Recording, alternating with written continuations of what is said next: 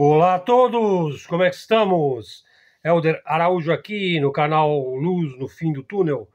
Hoje, 27 de março, uma quinta-feira, estamos em São Paulo, na capital paulista. Uma notável entrevista de Alexander Dugin deu a Daniel Stulin, que é um grande analista de geopolítica e um grande pensador, conversando com um grande analista de geopolítica. Veja, eu fiz uma adaptação, uma revisão desse material, formatando aqui para o nosso canal. Então vamos ver.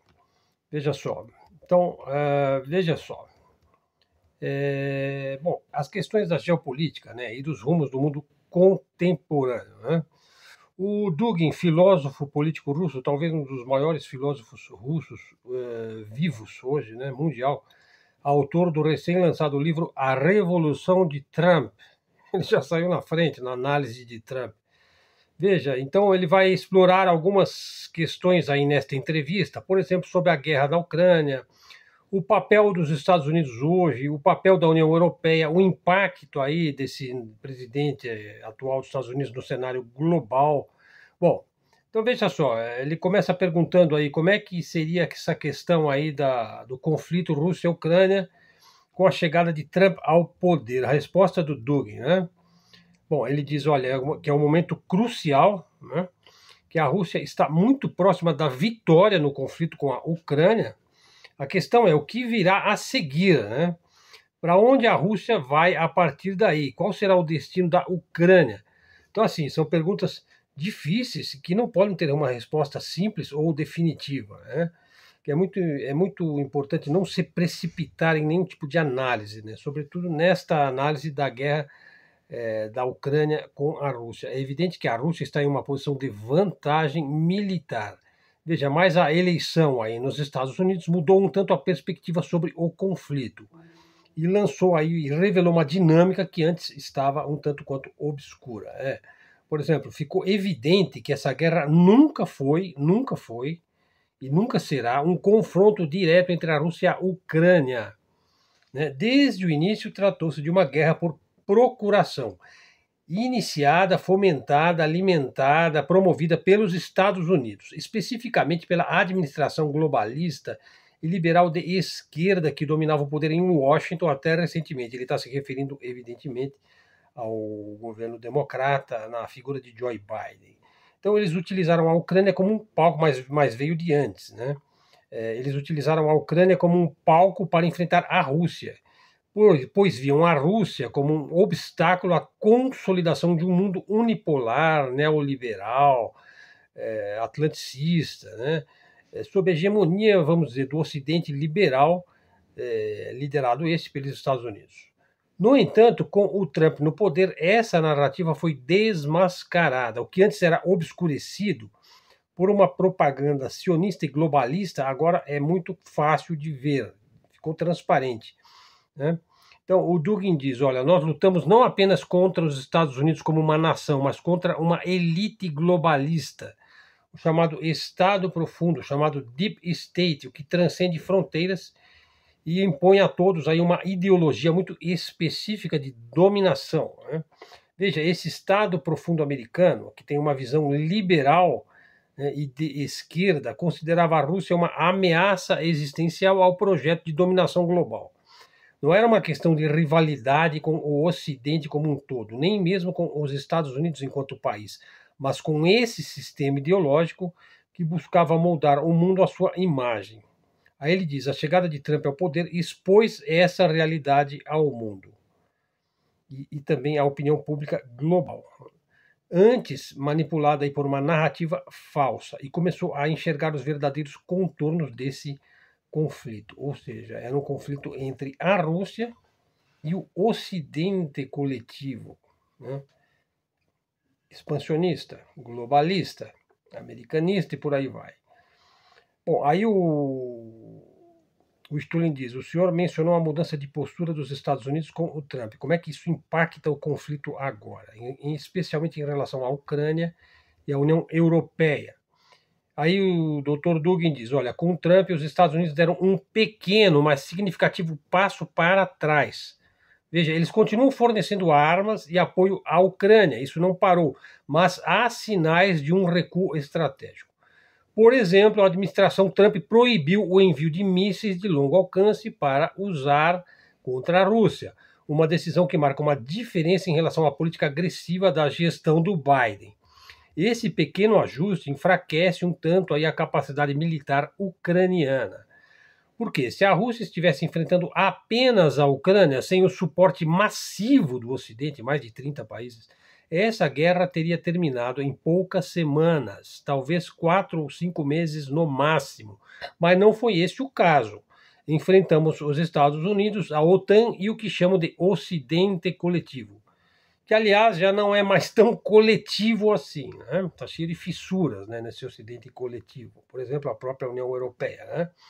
Por exemplo, então a União Europeia ela assume um papel assim, digamos, um pouco estranho ou curioso, né? Ela continua a guerra contra a Rússia na Ucrânia, alinhada a uma sua visão globalista e liberal, mas ao mesmo tempo ela está numa posição difícil, né? A União Europeia está em conflito com os Estados Unidos de Trump, quase como se tivesse declarado uma guerra indireta contra os Estados Unidos. Isso cria uma situação inédita, né? A Europa está lutando em duas frentes, de novo, né? Contra a Rússia no leste e contra a nova orientação americana no oeste.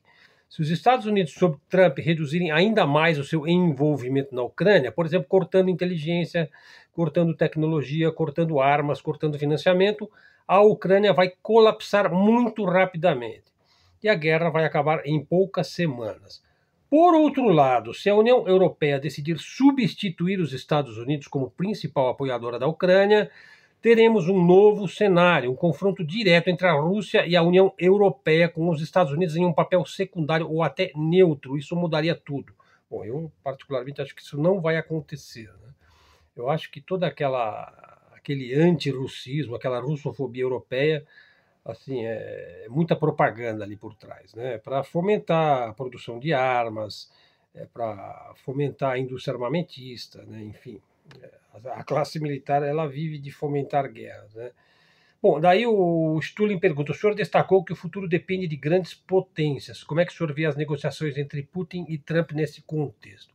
Ele diz: o destino da guerra não está nas mãos de Zelensky, dos soldados ucranianos ou de suas tentativas de negociar a paz. Isso é irrelevante.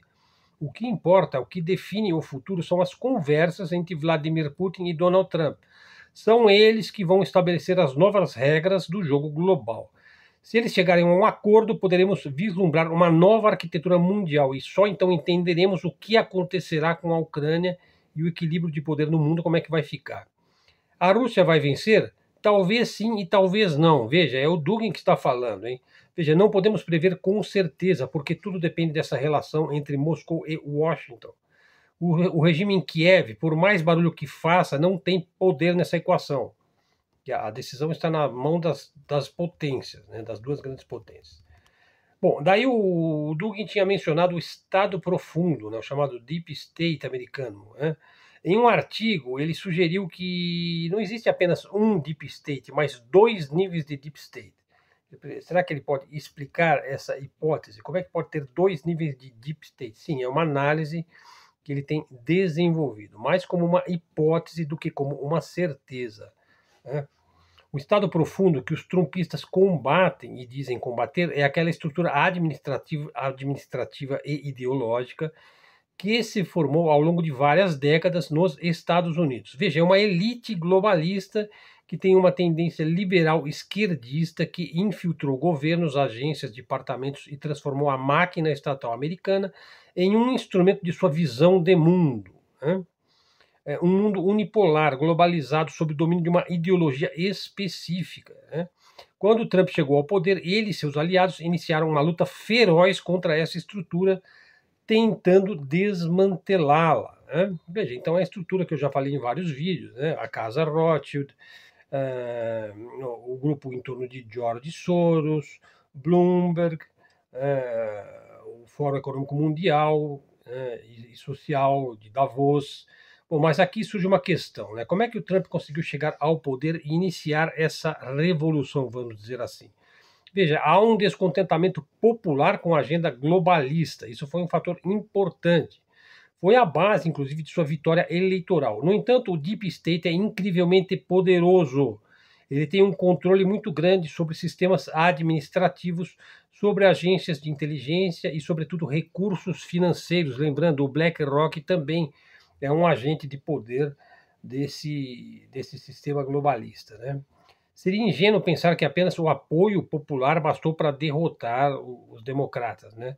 Bom, pode haver algo mais profundo, talvez um segundo nível de Estado profundo, que permitiu ou até facilitou a ascensão do Trump. Pode ser uma cisão, uma divisão interna dessa alta elite. Veja, existe uma possibilidade disso, né? Imagine que esse Estado profundo, dividido, cindido, ainda mais profundo, veja, pode ser uma força talvez mais oculta e também influente, tenha decidido dar a Trump um mandato para corrigir os excessos do globalismo liberal. Quer dizer, então ele seria assim como que uma carta na manga para depois continuar o mesmo processo, né? Apenas para dar uma aliviada momentânea. Né? Por quê? Porque os excessos do globalismo liberal, veja, está entrando num colapso. Né? O neoliberalismo está colapsando no mundo, está degenerando. Veja, se fosse assim, então o Trump não estaria destruindo o Estado profundo como um todo, mas apenas uma de suas facções, que é aquela que está alinhada ao liberalismo, aí, George Soros e companhia, né? Veja que logo após assumir o poder, né, o presidente Trump colocou figuras radicais em posições chaves, né? O caso de Kash Patel, Tulsi Gabbard, Robert Kennedy Jr., Elon Musk. Né? Isso é uma revolução política e ideológica em vários sentidos. Como é que ele conseguiu isso sem ser neutralizado? Por que não o eliminaram logo? Né? Tentaram eliminar, né? Bom, a hipótese é o seguinte, que há algo maior em jogo, algo que transcende o estado profundo visível. Talvez uma força conservadora e até mesmo cristã dentro das elites americanas. Talvez um cálculo estratégico de longo prazo. É apenas uma tentativa de compreender um fenômeno que, para mim, é o Dugin que está falando, é um milagre político. Eu apoio essa revolução conservadora. Veja, ele apoia aí o governo do Donald Trump, esse retorno a valores tradicionais e a normalização das relações humanas. Sim, nesse sentido é um avanço mesmo. Mas ainda estou tentando decifrar como é que isso foi possível. Daí encerrando, então, né, a análise aí do professor Alexander Dugin, respondendo aí perguntas feitas pelo notável analista russo Daniel Stulin, que, se eu não me engano, mora na Espanha e tem um canal formidável e faz análises, escreveu vários livros. Eu já citei várias obras aqui do Daniel Stulin e também obras do Alexander Dugin. Bom, são 12, 13 minutos de vídeo. Eu vou comentar um pouquinho algumas postagens que fizemos lá no Facebook, que teve bastante repercussão no dia de ontem e hoje. Né? Veja, estamos vivendo aí momentos históricos na história do Brasil, quando a maior corte do país, o STF, está processando e tornou réu o ex-presidente Jair Bolsonaro. Né?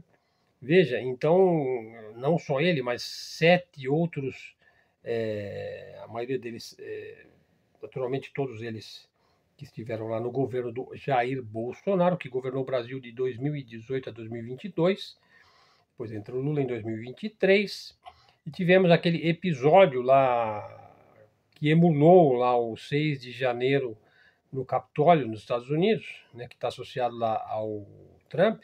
Tivemos aqui o nosso 8 de janeiro de 2023, tivemos o nosso Capitólio, aqui, quando mais de 1.000 pessoas invadiram lá o Palácio do Planalto e fizeram lá coisas escabrosas, né? Quebraram, destruíram, teve um quebra-quebra ali nas ruas. A gente se lembra bem, né, que houve uma incitação, isso eu tive a oportunidade de ver com meus próprios olhos, uma incitação assim escandalosa, quase que paranoica nas redes sociais, no sentido de manter, fomentar e incitar aqueles acampamentos. Então, certamente que houve os incitadores, os fomentadores, e que levaram aquelas pessoas a uma situação, a uma sinuca, né? A uma situação de uma encruzilhada, e no fim acabaram presos. Lá mais de 1.000 foram processados, se não me engano, 500 foram condenados, 500 negociaram, estão respondendo em liberdade e tudo mais. Mas é interessante que o senhor Bolsonaro, né, sancionou uma lei, ou melhor, um artigo de uma lei, que é a 14.197, o artigo 359-L, em 1º de setembro de 2021, quando ele era presidente. Veja, esse artigo foi incorporado ao Código Penal Brasileiro, né? Código Penal Brasileiro, que é de 1940, né? Veja, então o artigo diz o seguinte, veja, quem sancionou esse artigo foi o Jair Bolsonaro. Veja, tentar, com emprego de violência ou grave ameaça, abolir o Estado democrático de direito, impedindo ou restringindo o exercício dos poderes constitucionais. Ora, ele sancionou uma lei que o próprio STF está usando essa lei contra ele, porque ele é acusado, sobretudo, de abolir o Estado democrático de direito com emprego de violência, né? Lá, isso está associado lá ao dia 8 de janeiro.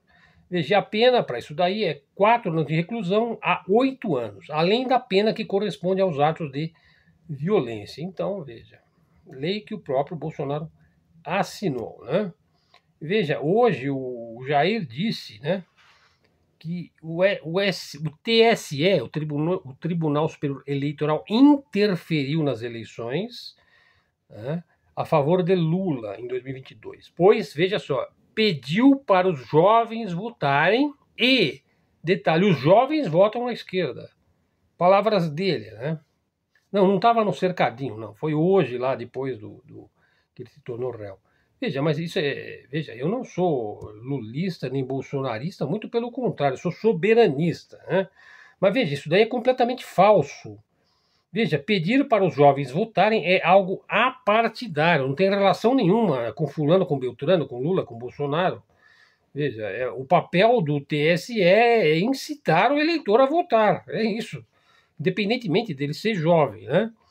Veja, então veja que aos poucos, aí a análise é minha, né? Eu acho que uma tática do Jair é ir amenizando o fato de que ele bradou fraude nas urnas, o código-fonte estava bichado, hackers podiam invadir as urnas, Smartmatic, telemática, é possível interferir no resultado eleitoral à distância, talvez de Cuba ou da China, as máquinas de Diebold são geridas por Nicolás Maduro e blá, blá, blá, blá, blá, ou seja, Lula ganhou mesmo, mas por culpa dos jovens do TSS, entende? 2 milhões de jovens e tal. Bom, será que ele está indo por essa linha? Veja, a frase aqui preferida, olha, bilionário americano é empresário, é investidor, né? Se for russo é oligarca, né? Governo americano é administração pública, é administração. Se for chinês é regime, né? Não é assim na grande mídia? Outra frase, veja, nas crises todo economista vira keynesiano, né? E prega aí a intervenção do Estado na atividade econômica. Veja, um outro delírio também hoje, né? Que apareceu aí num canal, né? Pregando que a China usou a USAID para eleger Lula em 2022. Não, é isso mesmo, é. Bom, isso no mesmo dia em que Trump deu um banho de água fria ao elogiar o sistema aí biométrico das eleições brasileiras, né? Bom, a meu ver, veja, esse tipo de fomentação aí de dizer que a China, não sei o quê, ou que a USAID elegeu Lula, não sei o quê, veja, a USAID está pondo dinheiro aqui, não é de hoje, e não é no governo de esquerda, é no de esquerda, no de direita, no de centro, em qualquer um, né? Sempre para fomentar a divisão, problema, jogar um contra o outro, pois essa é a política excepcionalista americana desde sempre em relação ao Brasil, América Latina, a doutrina Monroe, América para os americanos, então tem que fomentar a divisão aqui, né? Bom, mas assim, pregar isso daí, veja, é se afundar, hein? Se afundar mais e mais aí numa autocomiseração paranoica. Veja, uma outra discussão que tivemos lá nas redes, veja, eu disse o seguinte, quem estuda história, para valer, dificilmente é de direita. E quem critica os historiadores como simpáticos à esquerda, em geral, é quem não estuda história. Veja, com isso eu não estou dizendo que todo historiador que se preze é de esquerda. Veja, mas por que eu coloquei essa postagem? Veja só, pelo simples relato a respeito de um episódio ocorrido lá no Brasil, na época do Dom Pedro II, lá em meados do século XIX, né? Então, veja, é uma questão aí histórica. Veja, naquela época só podia ser político, só podia ser deputado, senador, quem fosse proprietário de terra. Isso não mudou muito não, hein? Para o dia de hoje, hein? Então, os grandes proprietários de terra é que estavam lá no Congresso, no Parlamento, debatendo, por exemplo, debatendo a aprovada imigração italiana para o Brasil. Lá em meados do século XIX, os italianos começaram a vir para o Brasil, né? O governo brasileiro, na pessoa do Dom Pedro II, assinou lá um acordo lá com o presidente da Itália na época, fomentando a imigração para o Brasil, pois que o sul da Itália vivia uma crise humanitária tremenda e os italianos vieram para o Brasil. Tanto é que eu estou aqui, né? O meu ancestral lá veio lá por volta de 1850, né? O Ângelo, né? Enfim, lá em 1850, 1800 nada. Aí daí os proprietários de terra e parlamentares brasileiros discutiam, não, mas isso não pode ser assim, porque o governo pretende doar terras para esses italianos. Veja, e se eles vão poder ser proprietários legalmente de terras, como é que vai ficar os nossos escravos, né? Pois os nossos escravos vão querer ir trabalhar nas terras deles por um salário, né? Veja, então eles estavam fomentando lá já a queda de Dom Pedro II, né? Não, Dom Pedro II não pode querer fomentar trabalho assalariado, dar propriedade privada para estrangeiros, no caso imigrantes. Então eles se viram ameaçados, eles que tinham imensas propriedades rurais, né, porque poderiam ter menos escravos. Então, assim, quem estuda história dificilmente é de direita, né? Então era mais ou menos esse o teor da minha postagem lá, naquele post, né? Bom, veja só, aí entramos numa discussão que o governo Bolsonaro foi assim, foi assado, e o de Lula foi assim, foi assado. Veja, faça uma pesquisa básica aí no ChatGPT, no Grok, no Gemini, no DeepSeek, no Google, vá no IBGE e verifique por você mesmo que durante os governos, e com isso eu não estou defendendo o governo, estou simplesmente trazendo um fato, foram nos governos com um viés mais à esquerda, por exemplo, os governos do PT, lá o primeiro do Lula, o segundo do Lula, o governo da Dilma, que tivemos um aumento significativo do salário mínimo no Brasil, isso considerando a inflação, ou seja, houve um aumento significativo do salário mínimo acima da inflação. Além disso, houve um aumento do emprego, de mais pessoas empregadas. Quer dizer, então tem muita gente que vai bradar contra isso daí. E, ao mesmo tempo, nos governos ditos de direita, por exemplo, do Temer e do próprio Bolsonaro, nós não tivemos ganhos significativos do salário mínimo. Pelo contrário, né? Caiu bastante, né? Sem dizer também que houve aquele processo de privatização, de terceirização, de precarização do trabalho assalariado calcado em CLT e todos aqueles ideários neoliberais que prometem fazer o ajuste fiscal, né, e reduzir impostos e acabar com juros e inflação e tudo mais. Mas o fato é que quando você tem um pequeno ganho no teu salário mínimo, isso faz diferença para você, né? Aí depois então eu perguntei lá para a inteligência artificial, né? Como é que foi aí o governo Bolsonaro? Veja, então ela me disse o seguinte, num âmbito assim muito reduzido, né? Muito resumido, né? O governo Bolsonaro gerou bons ganhos para setores específicos. Por exemplo, para o agronegócio ou para o mercado financeiro, né? Para o financismo, para o rentismo. E houve piora em temas como fome, desigualdade, naturalmente agravados pela pandemia e pela falta de políticas consistentes, né? De políticas públicas, políticas sociais. É claro que também existe um aspecto muito importante aí. Quem acabou assumindo a gestão, né, que administrou aí a era Covid no Brasil não foi o governo executivo brasileiro do Bolsonaro, foi o STF que assumiu essa função, pois que era uma bagunça infernal, vocês lembram, né? Bom, daí eu disse, veja, salário mínimo acima da inflação e aumento de emprego, neoliberais odeiam isso daí, vão derrubar quem entrega isso daí, né?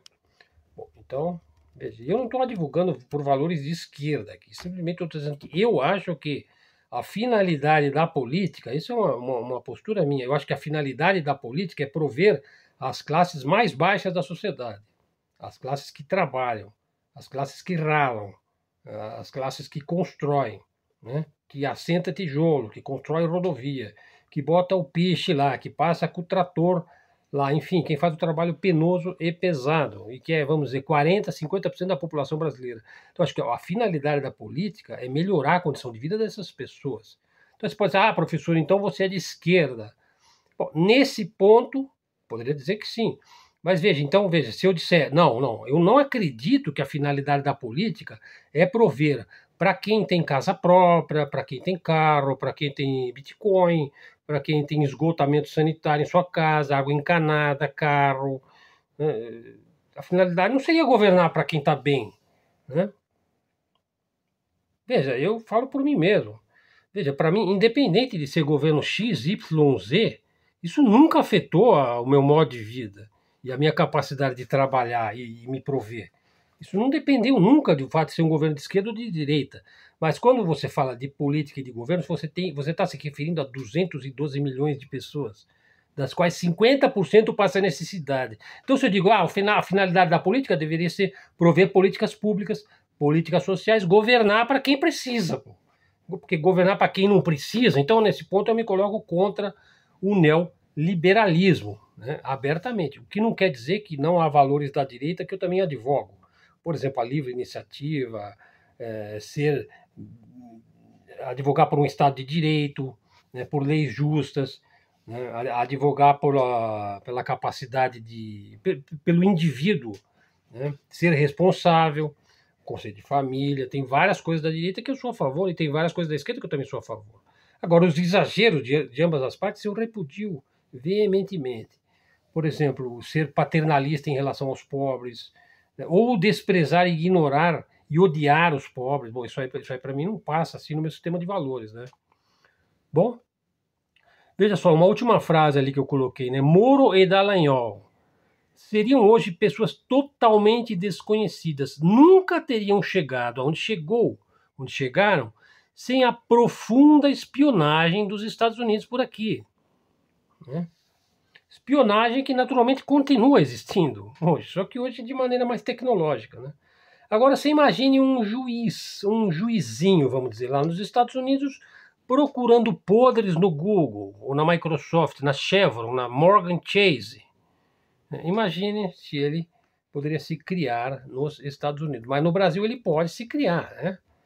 No Brasil ele pode se criar sem problemas nenhum, apesar de todos os vícios, né, decorrentes lá do TRF4, né, na primeira instância, e que depois começou a Operação Lava Jato e tal. Já falei isso em vários vídeos, né? Pessoal, a conspiração é parte vital e integrante da política, do fazer político e do fazer política. Não é nenhuma teoria, não. A conspiração, ela faz parte da política, né? E conspirar vamos dizer, é quase que algo natural, né? Então, assim, eu não estou surpreso de haver esse julgamento agora aí, né, da parte do STF, se deveria ser a primeira instância, talvez deveria ser o TRF4, que ia mover uma ação de golpe de Estado, uma primeira instância a fazer isso daí. Isso só pode ser feito pelo STF. Bom, pessoal, é isso então. Então vamos ficando por aqui. Bom, acho que está de bom tamanho. Se você chegou até aqui, dá um like no nosso vídeo, faz um comentário, verifique se você está seguindo o canal. Se não está, já segue o canal e replica nas suas redes, divulga, faça comentários. Ninguém tem que concordar comigo em coisa nenhuma. Se concordar, eu fico feliz, mas se não concordar, você pode discordar de mim à vontade, desde que você não seja, por exemplo, como inclusive eu disse lá falei assim, eu tenho amigos lá no Facebook que me criticam o dia inteiro, né? E eu os tenho em alta conta e conto com eles. Agora, veja só, paraquedista com xingamento. Indivíduo cujo argumento é kkkkkkk, ou então uma escrita disforme que você não entende nada. Ou a mentalidade tico-teco, né? Ou o cara de direita ou de esquerda. Bom, aí não se cria mesmo, né? não se cria aqui nem em lugar nenhum, né? Enfim, nós temos que advogar por um Brasil soberano, unido. Precisamos de coesão social e de estabilidade política. É um sonho que nós temos, né? Pessoal, vamos em frente. Vamos ficando por aqui, nosso canal aqui de livre expressão, livre comunicação, canal Luz no Fim do Túnel, canal da mídia independente, da mídia alternativa. Obrigado a todos, até a próxima, fiquemos com Deus.